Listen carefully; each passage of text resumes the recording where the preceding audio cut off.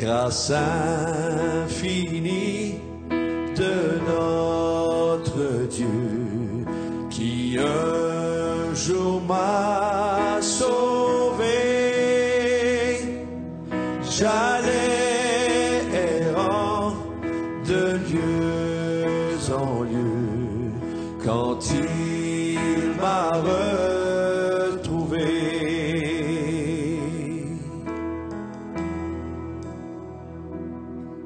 Ma vie fut complètement changée alors qu'en lui j'ai cru. Depuis ce jour de tous les dangers, sa grâce m'a secouru. Mes chaînes en vain sont enlevés, mon Dieu, mon Sauveur m'a acheté de son pardon, il m'envahit, amour divin.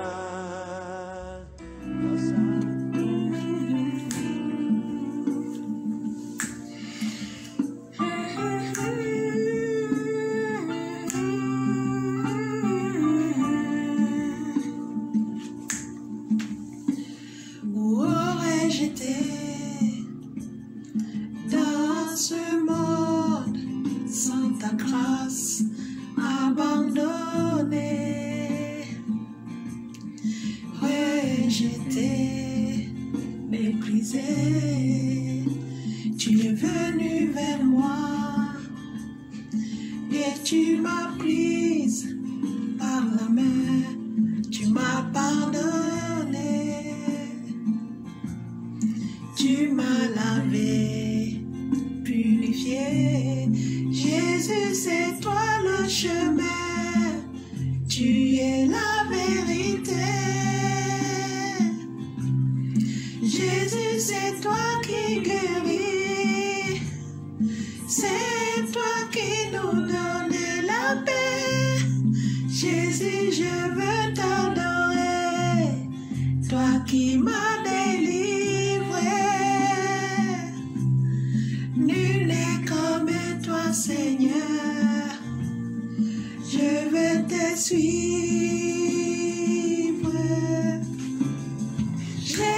Jésus, ta parole est puissante, elle ouvre mes yeux et elle m'échange jour après jour. Seigneur, tu m'as dit que ce ne serait pas facile de renoncer à tout pour te ressembler de plus en plus. Jésus, c'est toi le chemin, tu es la vérité. Jésus, c'est toi qui guéris. C'est toi qui nous donne la paix. Jésus, je veux t'adorer. Toi qui m'as délivré. Nul n'est comme toi, Seigneur. Je veux te suivre. Jésus, c'est toi le chemin. Tu es la vérité. Jésus, c'est toi qui guéris, c'est toi qui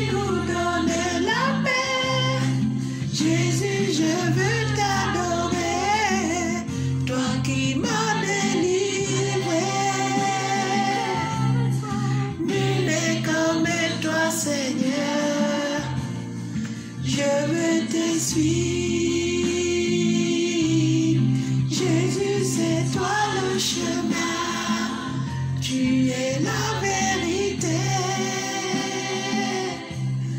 Jésus, c'est toi qui guéris. C'est toi qui nous donne la paix. Jésus, je veux t'adorer. Toi qui m'as délivré. Nul n'est comme toi, Seigneur. Je veux te suivre. Amen. Bonjour.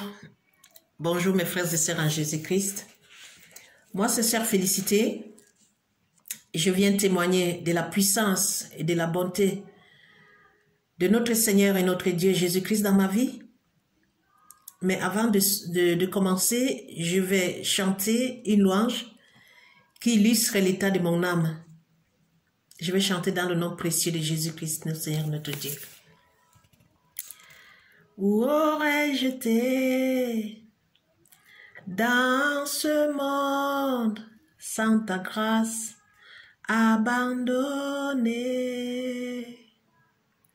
rejeté, méprisé? Tu es venu vers moi et tu m'as prise par la main, tu m'as pardonné, tu m'as lavé, purifié. Jésus, c'est toi le chemin, tu es la vérité. Jésus, c'est toi qui guéris, c'est toi qui nous donne la paix. Jésus, je veux t'adorer, toi qui m'as délivré. Nul n'est comme toi, Seigneur. Je veux te suivre.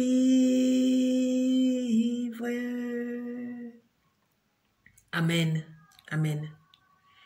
Mes frères et sœurs, j'ai un témoignage à faire.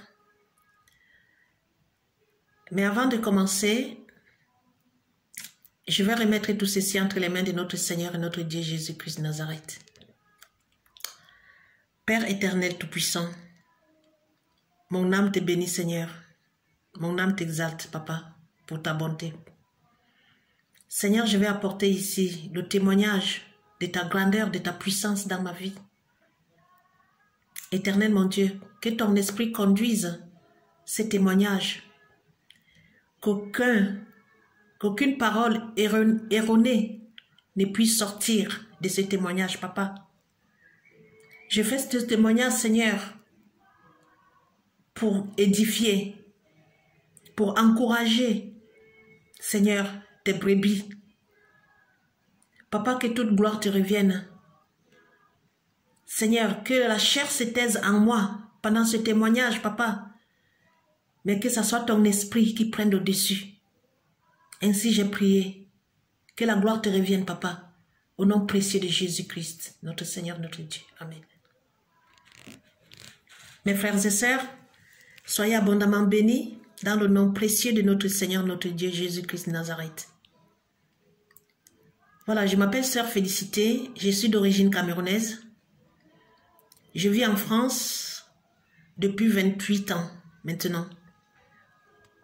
Et je suis née dans le péché, car ma mère m'a eu avec mon père. Ils n'étaient pas mariés. C'était le grand frère de son mari. Je parle ici de ma mère.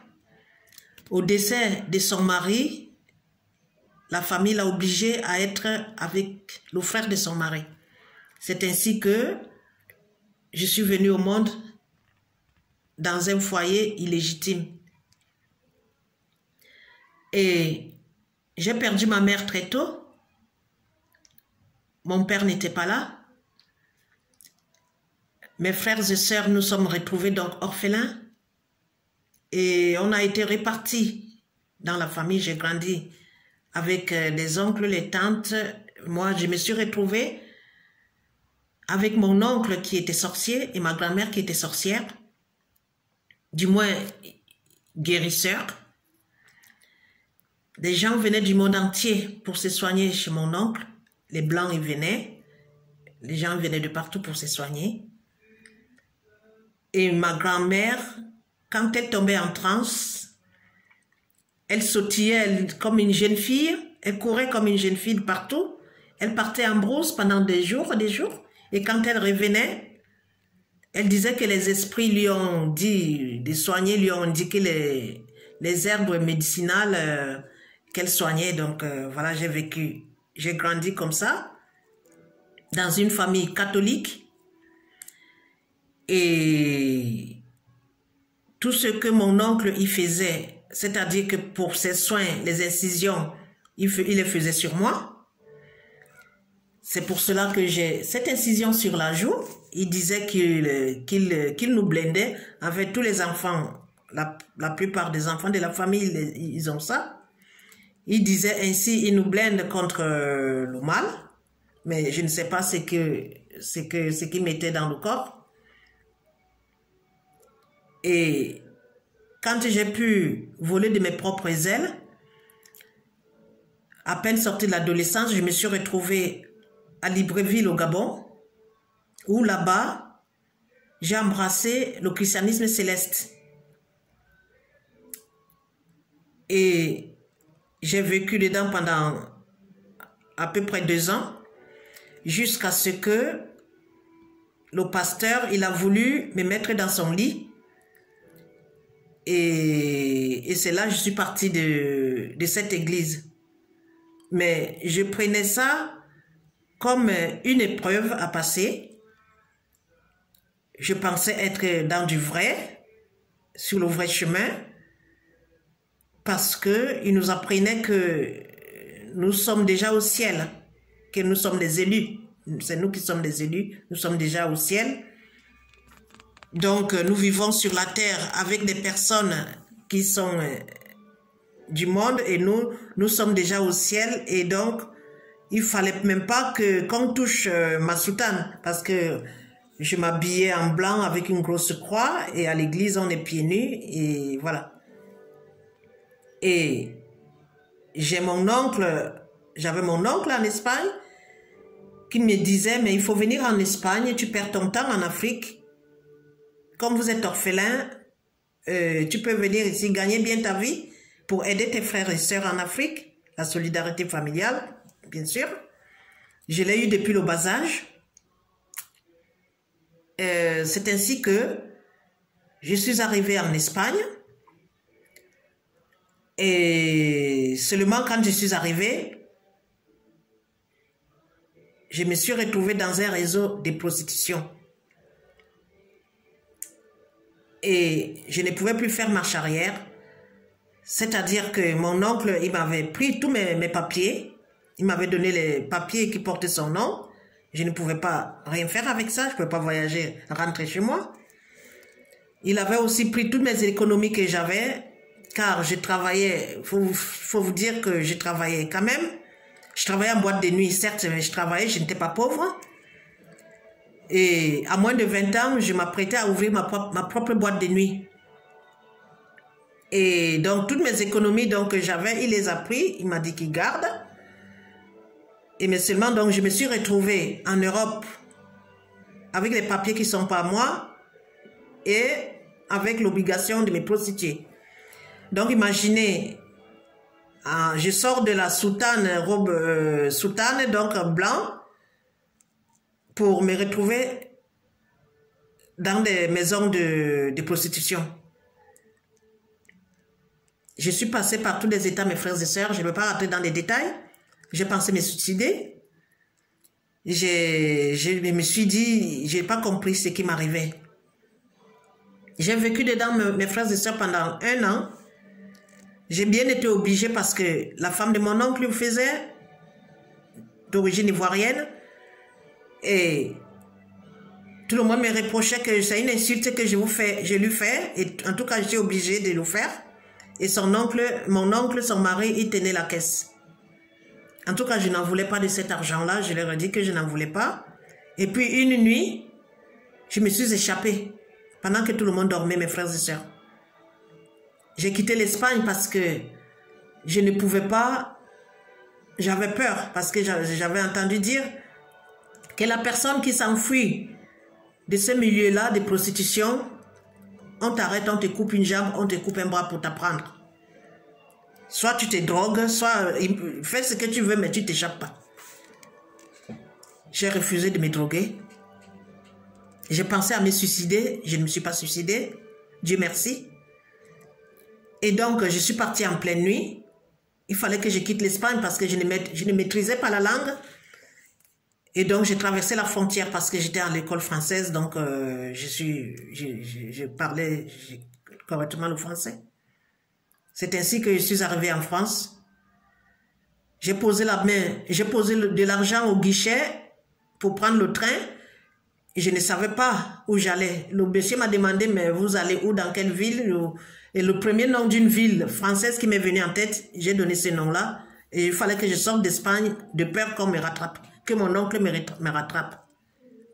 Arrivé en France, je suis allée directement au commissariat de police pour faire la déclaration, pour crier au secours que je suis tombée dans un milieu de pédophilie mené par mon oncle. Ils ont pris ma déposition et ils m'ont dit, vous êtes en situation irrégulière. Parce que je leur ai dit que les papiers que j'ai là, ce n'est pas mes papiers, ce n'est pas mon nom. C'est les papiers de mon oncle, c'est le nom de mon oncle. Ils se sont moqués de moi, ils me demandaient combien je prenais pour la passe. Et suite à ça, ils ont fait venir le consul camerounais qui est venu me voir pour s'assurer que je suis bien, comme il disait, être camerounaise. Il m'a posé des questions sur le Cameroun, sur la géographie. Il a bien vu que je parlais le dialecte. Et il m'a dit, oui, vous êtes bien camerounaise, mais vous vous êtes mis vous-même dans des problèmes, vous êtes mise dans une situation compliquée. Vous étiez bien, au lieu de travailler, de gagner votre vie tranquillement, vous êtes venu mettre les gens dans des problèmes.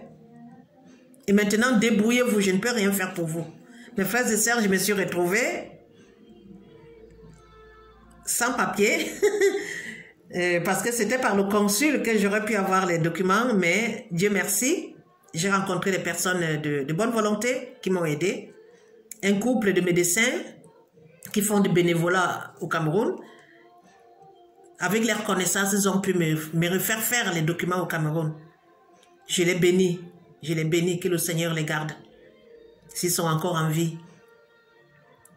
Mes frères et sœurs, mon témoignage, il est long. Mais aujourd'hui, je vais tout enregistrer. Le Seigneur, il est merveilleux. Et donc, j'arrive donc en France, fuyant la prostitution. J'ai appelé mon oncle en question au téléphone. Je lui ai dit que j'allais raconter à la famille ce qu'il m'a fait. Il m'a rayonné. Mais disant que tu n'es qu'une orpheline, je dirais à tout le monde verra que j'étais sortie de la misère et que tu es venu ici me manquer du respect. Jamais personne ne te croira ce que tu vas leur dire. Et c'est vrai. Pendant que j'étais dans cette souffrance avec lui, j'ai appelé son frère en France, mon autre oncle à qui j'ai mis au courant de ce qui se passait. Je lui ai demandé de l'aide et sa réponse était que débrouillez-vous, là-bas ça ne me regarde pas. Et donc à mon oncle arrivé en France, je l'appelle, je lui dis voilà, je vais tout dire. Il me dit ben, tu peux toujours dire ce que tu veux, c'est moi qu'on croira ce que je vais leur dire. Et c'était vrai. Bon bref, jusqu'à ce que le Seigneur il m'a aidé, j'ai pu m'installer en France, j'ai commencé à vivre en France, à chercher ma vie, à vivre, voilà, à me chercher une situation. Et là, des choses n'allaient pas dans ma vie, mes frères et sœurs. Depuis des années, je me suis rendu compte que mes nuits, c'est du cauchemar. Quand la nuit arrive, pour pouvoir dormir, quand le soir arrive, j'ai peur d'aller au lit. Parce que j'ai les ombres qui m'étranglent, qui m'attrapent la gorge, qui m'étranglent. Et ensuite, j'ai les maris de nuit, les femmes de nuit, des animaux. Il faut dire, j'étais une esclave, dans tous les termes, de Satan. Non seulement ça, tout ce que je fais, tout est bloqué, mais tout ce que je fais pour les autres, ils réussissent et après ils se moquent de moi. Et c'est ainsi que les gens m'ont convaincu d'aller consulter des marabouts. Il y en a qui venaient me dire, ben, je suis allé pour moi, mais on t'a vu là-bas, on a vu qu'il faut que tu te soignes, ça va aller, mais là, voilà, on m'a convaincu parce qu'au début, je ne pensais pas, je ne voulais pas y aller. Parce que je priais et je me disais, bon, mais en fait, je dormais même sur la Bible, je pensais qu'il faut dormir sur la Bible et comme ça, les choses... et en tout cas, j'ai été convaincue, j'ai été voir les marabouts. Ben, eux aussi me faisaient des incisions, me mettaient je ne sais pas quoi dans le corps. C'est là où la parole prend toute sa valeur, la parole qui dit mon peuple périt faute de connaissance. Parce que le diable, il ne peut pas se chasser lui-même, il peut pas, voilà, il ne peut pas se combattre lui-même. Je ne le savais pas, mes frères et sœurs. Mais le Seigneur, il est merveilleux. Il m'a conduit, en fait, ici, c'est pour vous dire d'où je viens et pour arriver à ma délivrance. Voilà, je ne me lamente pas, aucunement. Je ne me lamente pas. Je rends gloire à mon Père céleste. Et je suis donc allé voir l'un des sorciers à qui j'ai raconté, entre autres, que je rêve souvent que ma famille m'enterre, ma grand-mère, elle jette la terre sur moi, je suis dans la tombe. Il me dit, mais c'est vrai, il faut donc refaire ça, moi je soigne comme ça. Il faut que nous allons creuser une tombe, nous allons vous enterrer, et comme ça, que le monde des ténèbres voit que vous êtes morte, vous êtes enterrée, et après je vais vous déterrer. Il m'a dit, quand on va vous enterrer, vous ne dites rien, tout ce que vous entendrez, je vais vous appeler 3 fois. La troisième appel, là vous répondez, nous allons vous sortir. C'est ce qui s'est passé. En fait, il y a eu une veillée mortuaire comme d'habitude. Des gens, ils buvaient, ils mangeaient donc dehors, comme on fait souvent pour veiller le mort. J'étais couverte au salon, j'étais couverte sous un drap et pendant des heures, et jusqu'à 1 heure avancée de la nuit, où ils sont venus donc me prendre pour m'enterrer.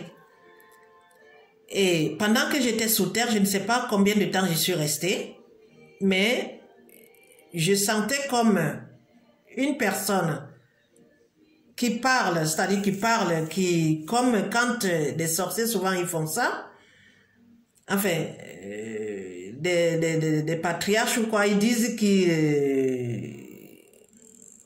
comment dire, ils soignent comme ça, ils disent c'est des bénédictions, donc ils font, ils parlent, ils vous crachent dessus, souvent j'ai vu ça dans ma région, ils vous crachent dessus avec les choses qu'ils mettent dans leur bouche. C'est comme ça que je sentais quelqu'un de pied jusqu'au sur mon visage qui parlait en crachant comme ça, je sentais son souffle, il parlait en crachant sur moi comme ça, en chuchotant, je tremblais. Et j'attendais que ce monsieur m'appelle, comme il a dit. Le 3e appel, il appelait mon nom. Il épelait le nom complet. Et j'ai répondu, ils m'ont sorti de là. Je suis revenu en France et il y a rien qui s'est fait. En fait, ça allait encore plus mal. Alors, en France, au niveau de la foi, je me suis retrouvée dans le catholicisme. J'allais à l'église de temps en temps. Mais par le biais des amis, j'ai entendu parler des évangélistes. Cet évangéliste au Nigeria, où tout le monde entier vient pour se soigner chez lui. Ses amis, ensemble, nous avons fait les démarches pour y aller. Mais ces démarches n'ont pas abouti. Mais seulement j'ai appris que ce monsieur au Nigeria, il a formé un Camerounais qui est rentré au Cameroun, donc qui faisait au Cameroun le tour du pays, le monde ne vient pas, la croisade, voilà. Et je me suis mise dans la ligne de prière, donc je me suis inscrite depuis en France, je suis allée. Et ce monsieur, il arrivait, donc on était en rang, les personnes qui étaient sur la ligne de prière, il parlait, je savais pas, il parlait en anglais et puis on transmettait pour ceux qui sont francophones. Et après, quand il a parlé, il touchait comme ça, les gens ils tombaient derrière et on les ramassait derrière. Et arrivé chez moi, mes frères et sœurs, ce monsieur, il m'a dit des choses, il m'a rappelé même certaines choses que j'avais oubliées. Depuis petite, il me dit tel jour, il s'est passé ça, il s'est passé ça, il s'est passé ça. Il y a des choses que je me suis souvenu. Très bien qu'avant des choses, avant 10 ans même, des choses qui sont passées dans ma vie. Il me dit, ben voilà, mais aujourd'hui, vous êtes délivrés. Et il m'a touché comme ça. Et puis, bon, ben je suis tombée en arrière aussi, comme tout le monde tombait. Mais je ne saurais vraiment pas dire pourquoi je suis tombée. Est-ce que c'est... Enfin, bon, bref. Mais après, on a témoigné, parce qu'il fallait témoigner après, voilà, j'ai témoigné que, voilà, j'ai été délivrée. Mais en fait, je suis revenue maintenant, je n'étais pas délivrée. Mais seulement, après, je me suis intéressée aux églises évangéliques. C'est ainsi que dans mon quartier, je suis allée dans une église évangélique pentecôtiste. Je suis allée, au début, j'avais peur je ne savais pas où je vais tomber. Mais après, ben, je suis rentrée dedans et puis j'ai trouvé les gens très accueillants. Et c'est ainsi que dans cette église, je me suis baptisée en 2007. Avant de me baptiser, en 2017 plutôt, 2017, avant de me baptiser, j'ai été sur le programme, j'ai suivi le programme pour le baptême, c'est-à-dire que nous avons un livret et puis des apprentissages du baptême, qu'est-ce que c'est que le baptême, laisser le monde, quitter le monde et puis vivre pour Jésus-Christ, voilà. Et puis c'est là, en fait, je pense que ce que j'ai retenu le plus, c'était que les relations entre hommes-femmes sont d'ordre matrimonial, c'est-à-dire que, voilà, si on n'est pas marié, c'est un péché que d'avoir des relations. Et donc, j'étais avec un homme, je l'ai quitté pour ça. Et je crois que c'est tout ce que j'ai retenu, parce que j'ai continué à vivre dans l'impudicité. J'ai continué à mettre les talons comme des échassiers pour aller à l'église, à mettre des faux cheveux, à me blanchir la peau. J'ai continué à boire de l'alcool comme pas possible, à fumer. Mais j'ai été interloquée parce que je pensais qu'en me baptisant, j'allais échapper à tout problème, tout ce qui est mari de nuit, que mes problèmes allaient être finis, mais en fait, c'est que j'avais, voilà, je connaissais mal quand on manque de connaissances. Mais non, en fait, j'étais interloquée parce que les problèmes se sont accentués toujours, c'est-à-dire que pour aller au lit, pour moi, la nuit, c'était tout un problème, j'avais peur. C'est ainsi que je suis visitée, mes nuits c'est du cauchemar. J'écris toutes les nuits, j'écris parce qu'on m'étrangle, parce que... Mais c'est ainsi que de plus en plus je bois pour pouvoir dormir. Et comme je travaille dans un milieu de soins, j'avais peur d'arriver au travail saoul, où j'ai senti l'alcool. Donc je buvais et puis je mélangeais avec le somnifère pour pouvoir dormir. Et j'ai vécu comme ça. En fait, à la fin, je suis devenue alcoolique. Il faut dire les choses. Je suis devenue alcoolique. Et je me voyais que je suis baptisée pourtant pour comment ça se fait que je continue à être esclave de l'alcool, je suis esclave de cigarettes, je suis esclave des somnifères. Et j'ai dit, mais Seigneur, faut que ça change. Il y a quelque chose qui ne va pas. J'ai prié, mais je pleurais, mais j'ai dit, mais qu'est-ce qu'il faut que je fasse? J'entendais les personnes témoigner de ce que Jésus-Christ a fait dans leur vie. Je disais, mais Seigneur, est-ce que moi je ne suis pas ton enfant? Qu'est-ce que je dois faire? Est-ce que moi je suis venu accompagner les autres, entendre le témoignage des autres? Ils disent, mais Seigneur, moi aussi, je veux avoir mon témoignage à dire. Mes frères et sœurs, aujourd'hui, ma vie est un témoignage. Ma vie aujourd'hui est tout un témoignage. Je vais ici aborder l'aspect sportif. L'aspect sportif, c'est que j'ai fait comme sport. Parce que j'ai fait du sport, mes frères et sœurs. J'ai commencé en Afrique à faire de la musculation, mais c'était aléatoire. Arrivé ici, en Europe, comme le cadre s'y prêtait, donc j'ai commencé vraiment à faire sérieusement du sport intensif, de la musculation, le culte du corps. C'est ainsi que j'ai intégré la Fédération française pour pouvoir concourir. Donc, j'ai fait des concours, on appelle le bodybuilding. C'est-à-dire qu'on passe 3, 4, voire plus les heures, plusieurs heures par jour pour s'entraîner, pour gonfler les muscles.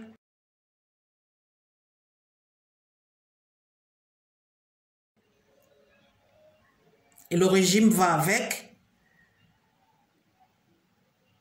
Et c'est ainsi que quand il y a des compétitions, j'ai fait des compétitions. J'ai été championne de France de ma catégorie 96-97, oui. Je me suis mise nue, donc dans cette discipline-là, on est presque nu, on cache à peine les parties du corps intime pour montrer combien on est musclé. C'est le culte du corps, Seigneur. En fait, il faut... Tout est autour du muscle. Si vous regardez les archives, j'y suis dans le monde du muscle de cette année-là. J'ai fait également les photos du charme. On appelle les photos du charme, c'est-à-dire nus ou alors très légèrement habillés, mes frères et sœurs. J'ai commis toutes les abominations, mais notre Seigneur, il est merveilleux. Il est miséricordieux. Nul n'est comme toi, papa. Il n'y a que Dieu qui pouvait me pardonner et faire de ma vie aujourd'hui un havre de paix. Mes frères et sœurs en Christ, j'ai vécu dans le monde vraiment très profondément. Je faisais partie. Il n'y a pas un péché que je n'ai pas commis. Mais le Seigneur, il est merveilleux pour moi. Il est merveilleux. Parce que malgré cela, je l'accusais. Parce que quand ça ne va pas, on accuse Dieu. Mais on ne cherche pas à le connaître. On ne cherche pas, je ne cherchais pas du moins, réellement. Je continuais à faire ce que je voulais, mais quand les choses ne marchaient pas, j'accusais Dieu. Mes frères et sœurs, je me suis mise nue, j'ai marché nue devant les gens, j'ai dansé nue. Je peux dire que j'ai prostitué le corps que le Seigneur m'a donné. Ça, c'est une prostitution volontaire alors. Ce corps sacré, parce que nous sommes sacrés, mes frères et sœurs. Notre corps est sacré. Et le Seigneur, il est merveilleux pour moi. C'est ainsi, mes frères et sœurs, que l'année 2020, j'oublierai jamais cette année. Cette année a été salvatrice pour moi. Quand le monde entier pleurait, moi, c'est une année, la meilleure année de ma vie. Parce que c'est l'année où le Seigneur Dieu, il a dit, Jésus-Christ, il a dit, je mets fin à tes souffrances. Mes frères et sœurs, quand le Covid est arrivé, c'est là où, je ne peux pas dire que c'est moi, c'est le Seigneur qui m'a appelé à ce moment-là. J'ai dit non, là il y a des choses qui ne vont pas. Il faut vraiment que je trouve Dieu parce que c'est maintenant ou jamais. C'est là que je me suis vraiment mise dans la prière, mes frères et sœurs. J'ai compris qu'il faut que les choses changent. Il faut que je trouve Dieu. C'est ainsi, mes frères et sœurs, je me suis mise dans des prières. À faire jeûne et prière, je ne savais pas jeûner, mais j'ai cafouillé, mais j'y allais. C'est là où vraiment on voit que Dieu, il est Dieu. Parce qu'il voit l'état de notre cœur, mes frères et sœurs, c'est ce qu'il importe. De voir vraiment qu'on le cherche réellement. C'est là où moi-même, j'ai vraiment mis à cœur réellement à jeûner des jours et des jours, à prier. Avant, je pensais qu'il fallait les prières magiques, qu'il fallait connaître la Bible par cœur, qu'il fallait prier d'une façon. Mais non, mes frères et sœurs, même que je le disais, même dans mes prières, je disais, mais si c'est ça, papa, apprends-moi à prier. Si c'est une façon de prier qu'il faut, Seigneur, apprends-moi à prier. Je le disais, même en discutant avec des gens, que mais pourquoi est-ce que Dieu, il apprend à certains d'une façon, mais il n'apprend pas aux autres? Pourquoi est-ce que je l'accusais de tous les maux? Il y a même un jour quelqu'un qui m'a dit, c'est peut-être toi qui as tué Jésus, on ne sait jamais. Parce que comme l'histoire, c'est, voilà, le monde comme il tourne, il m'a dit, mais c'est peut-être toi qui as tué Jésus. En tout cas, je me suis mis en 2020, je me suis vraiment mise réellement à chercher Dieu. J'ai quitté l'église christianisme céleste, c'est vrai. J'ai quitté l'église catholique et j'ai quitté aussi l'église Assemblée de Dieu. Parce que je n'ai pas rencontré Dieu là. Et je suis rentrée dans une église aussi en mois de janvier, février de l'année dernière, une église aussi parallèle. Et après, je suis pas restée 2 mois dedans, j'ai compris, je sentais que ce n'était pas ça. Il fallait vraiment que je trouve Dieu, que je n'avais plus le temps à perdre. C'était la course contre la montre pour moi. J'ai compris que c'est la course contre la montre et que je ne peux plus perdre mon temps.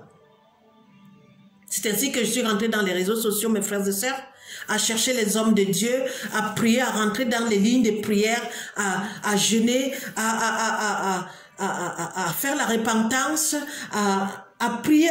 Vraiment, je me suis mise dans la prière. J'ai dit, Seigneur, je ne veux plus être esclave. Délivre-moi. Mais le Seigneur, il est merveilleux. Les frères et sœurs, le Seigneur, il est merveilleux. Comme je vous disais, je buvais, mais alors comme un trop. Mes frères et sœurs, j'étais devenue dépendante de l'alcool. Et des somnifères et du tabac. Et à chaque fois, je disais, dès que j'ai fini ces recharges, parce que j'avais arrêté les cigarettes, je fumais maintenant les cigarettes électroniques. Parce que le diable, quelque part dans ta tête, il te met dans la tête que mais ça, c'est moins dangereux. Donc ça, tu peux aller. Mais j'ai continué. Donc, à chaque fois, j'ai terminé mes réserves, mes recharges, je rachetais. À chaque fois, je disais, ben, à la fin, là, je vais arrêter. Mais non. C'est comme ça que l'alcool coulait à flot. Toutes les alcools. Pour moi, je n'étais pas saoul. Saoul, ça veut dire qu'on ne sait plus comment on s'appelle. Mes frères et sœurs. Tant que je sais comment je m'appelle, ou que je peux marcher, je ne suis pas saoul. Et là, j'ai crié à Dieu, j'ai dit non, ça ne peut plus durer comme ça, Seigneur. Ça ne peut plus durer. Délivre-moi. Un jour, en rentrant du travail, mes frères et sœurs, le soir à 19h30, en arrivant, je me suis dit, demain, je vais tout jeter, les alcools, la cigarette. Et le Seigneur m'a parlé dans mon cœur, mes frères et sœurs. Je crois que c'est là que j'ai commencé à écouter la voix de Dieu. Parce que je pensais que les témoignages que les gens ils m'apportaient, que Dieu parlait d'une façon, Dieu les parlait dans les rêves, ils entendaient des voix, je m'attendais à ce que Dieu me parle ainsi. Mais le Seigneur, mes frères et sœurs, il parlait tantôt d'une façon, tantôt d'une autre. Maintenant, j'ai compris cela. Et donc, la voix dans mon cœur me disait non, n'attends pas demain. Maintenant, comme j'habite le 10e étage, J'ai défait la cigarette, le bout de la cigarette, j'ai jeté à travers la fenêtre. J'ai dit comme ça, demain, je ne vais pas descendre, aller chercher dans le jardin des gens. Où est-ce que c'est tombé? J'ai vidé tous les alcools que j'avais sur moi, chez moi, dans ma maison. Même les petites bouteilles qu'on voyage, on va en Amérique, au Mexique, les petites bouteilles de tequila, j'ai tout jeté. Même les bouteilles, même les verres vides où c'est écrit rhum, j'ai dit non, l'ennemi, il est tellement puissant qu'à travers ces verres-là, il peut encore m'atteindre, m'envoyer encore acheter. J'ai tout jeté, tout ce qui était l'alcool dans ma maison, mes frères et sœurs.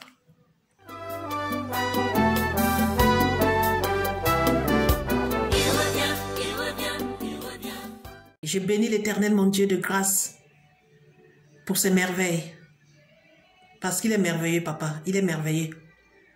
Mes frères et sœurs, je disais avant, je disais à Dieu, mais je veux avoir aussi mon témoignage pour ma vie. Pourquoi est-ce que les autres, ils ont des témoignages, moi, j'en ai pas? Mais aujourd'hui, mes frères et sœurs, ma vie, c'est un témoignage. J'ai béni notre Père éternel, car je n'ai pas mérité. Je n'ai rien fait pour ça. Mais sa grâce a abondé dans ma vie, mes frères et sœurs.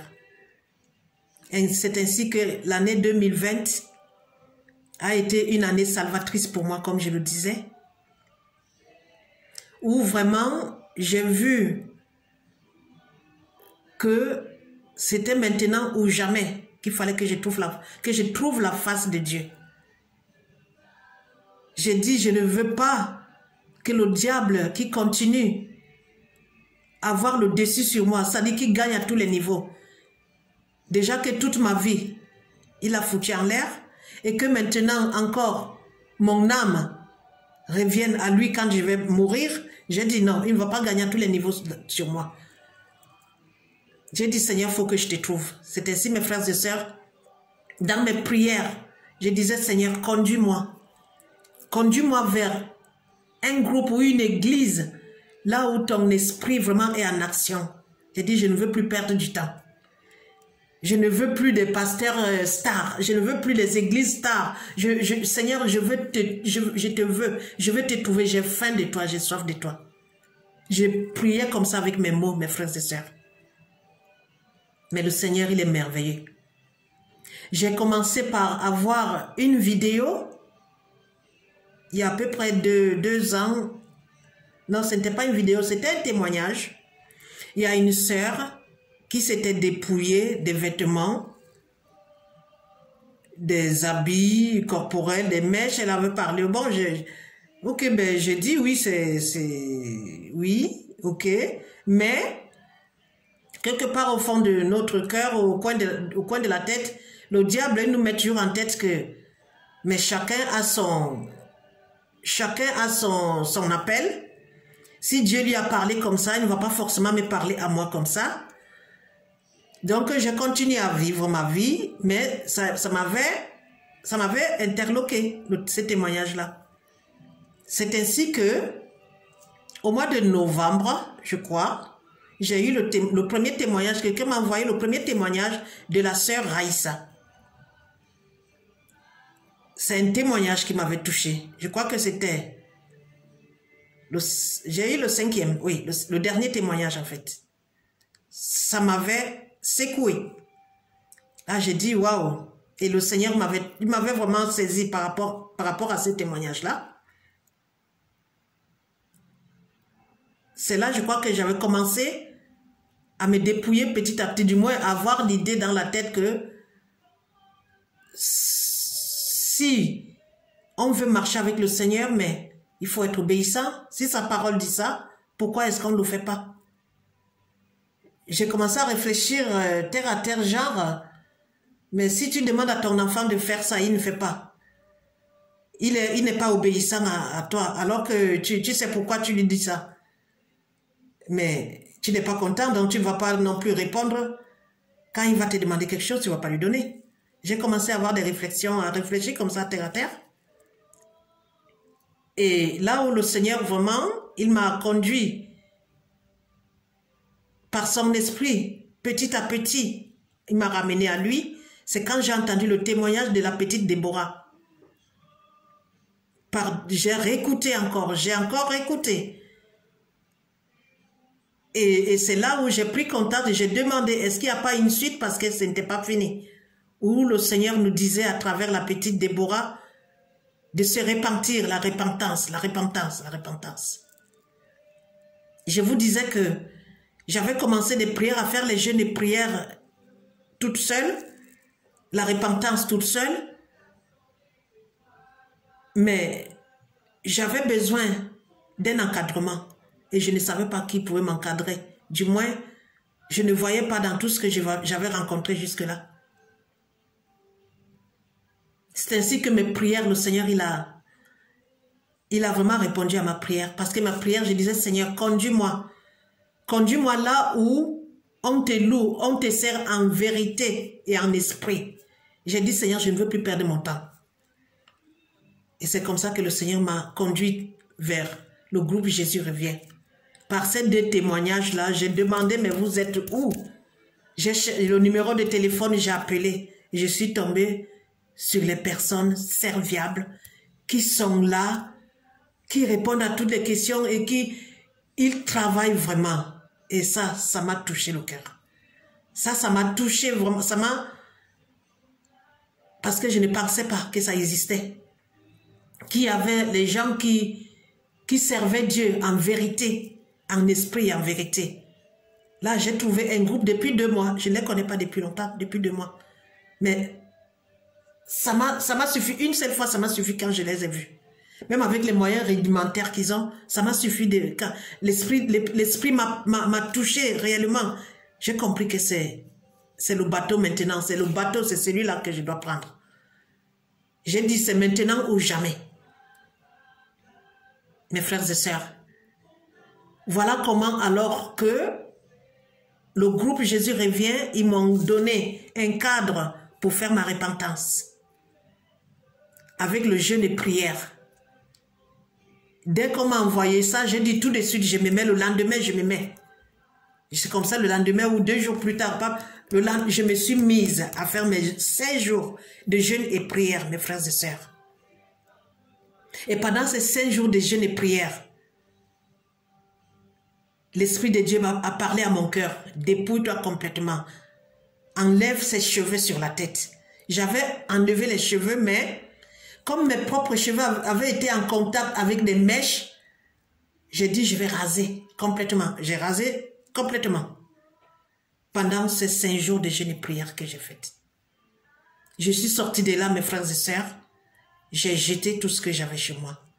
Je ne pense pas que j'avais plus de 2 ou 3 robes, non. Ou alors même les robes du monde. J'ai vidé ma garde-robe. J'avais les talons comme des échassiers. J'allais à l'église avec toi, les pantalons, les sexy, les seins en l'air. Mes frères et sœurs, il faut dire les choses comme elles sont. Je me suis vue, mes frères et sœurs, tellement sales. Je me suis vue, mes frères et sœurs, j'ai eu honte. Honte pour moi, honte de moi. Pour ce corps noble, pour ce sang de Jésus-Christ qui coule dans mes veines, de m'être prostituée comme ça. Mais le Seigneur, il est merveilleux. J'ai jeté tout ce que j'avais dans ma maison, mes frères et sœurs. Les talons, les chaussures, les robes, les habits, les sous-vêtements, le maquillage, les bijoux. Des parfums. Alors, moi, mon truc, c'était le parfum. Les parfums de marque. J'en avais 4 ou 5. Je pouvais ne pas manger, mais garder de l'argent pour ma famille. Mais je pouvais en garder aussi pour avoir un parfum. J'en avais 5. Je les ai mis à la poubelle, mes frères et sœurs. Je les ai mis à la poubelle. Et j'ai demandé à Dieu de me dégoûter de tout ce qui n'est pas de lui. Et le travail que le Seigneur a commencé à faire en moi, mes frères et sœurs, j'ai jeté tout ce que j'avais chez moi. Ma maison est vide. J'ai dit, je vais recommencer. Et j'ai une sœur en Christ à qui le Seigneur s'est révélé aussi à elle. Elle m'a dit, elle jette son lit. Et bien, ça m'a parlé aussi. J'ai jeté aussi mon lit. Mes frères et sœurs, j'ai jeté mon lit. Parce que je me suis dit, ce lit qui a supporté les hommes qui n'étaient pas mes maris, je ne peux pas continuer à dormir dedans. Dans ce lit-là, si je me sépare des habits que je portais et le lit, non, c'est là où il fallait commencer. Le lit du péché, le lit du crime. J'ai jeté mon lit depuis 3 semaines, bientôt 1 mois. J'ai acheté un nouveau lit. Et c'est ainsi que petit à petit, l'Esprit de Dieu me conduit dans ma maison à jeter les choses.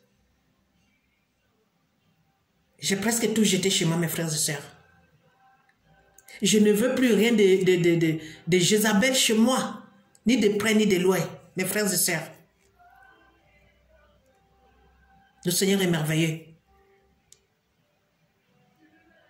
Aujourd'hui, mes frères et sœurs, ce n'est que la louange dans ma bouche. Je rends grâce, je rends grâce. Je rends grâce à Dieu. Les choses du monde ne m'intéressent plus. Les problèmes du monde, les problèmes que j'avais ne m'intéressent plus. Mes frères et sœurs, voilà. Je reviens pour terminer mon témoignage. Et que le Seigneur vous bénisse abondamment. Que le Seigneur vous fortifie. Que le Seigneur relève. Merci éternel, mon Dieu de grâce. Soyez bénis, mes frères et sœurs. Amen.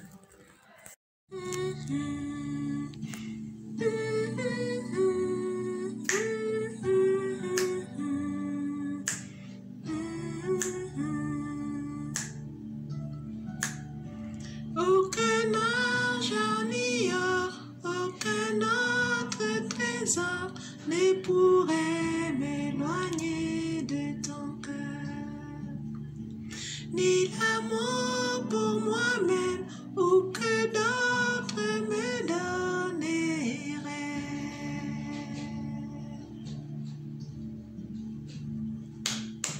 Jésus, rien n'est semblable à ta grâce qui m'a sauvé.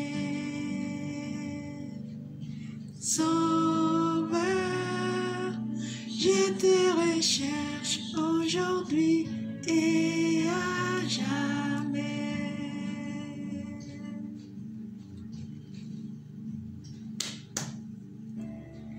Tel que je suis, je viens à tes pieds. Humblement je me tiens devant ta majesté. En toi je sais que j'ai tout trouvé. Dans ton amour sans fin, dans ton amour sans fin. Ouh.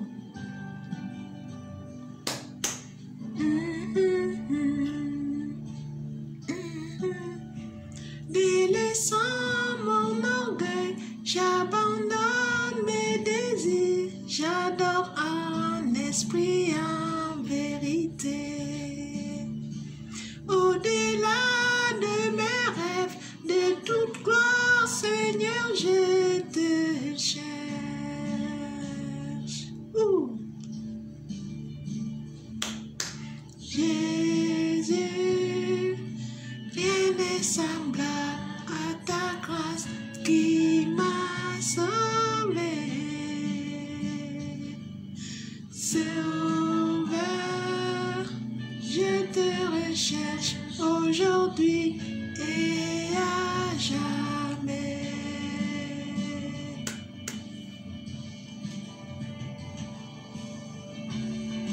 Tel que je suis, je viens à tes pieds. Humblement je me tiens devant ta majesté. En toi je sais que j'ai tout trouvé. Dans ton amour sans fin, dans ton amour sans fin. Tel que je suis, je viens à tes pieds. Humblement je me tiens devant ta majesté. En toi je sais que j'ai tout trouvé. Dans ton amour sans fin, dans ton amour sans fin. Ouh.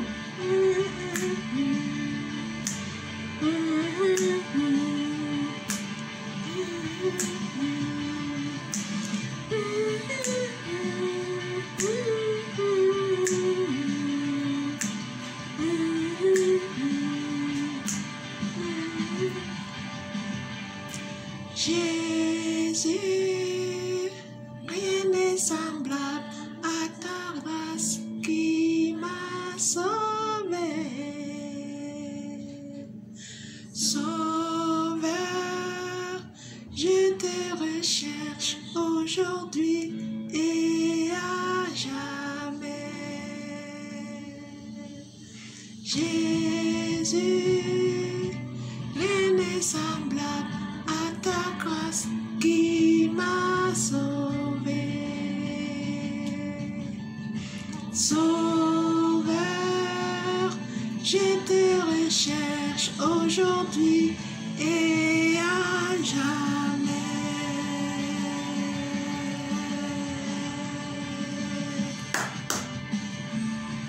Tel que je suis, je viens à tes pieds.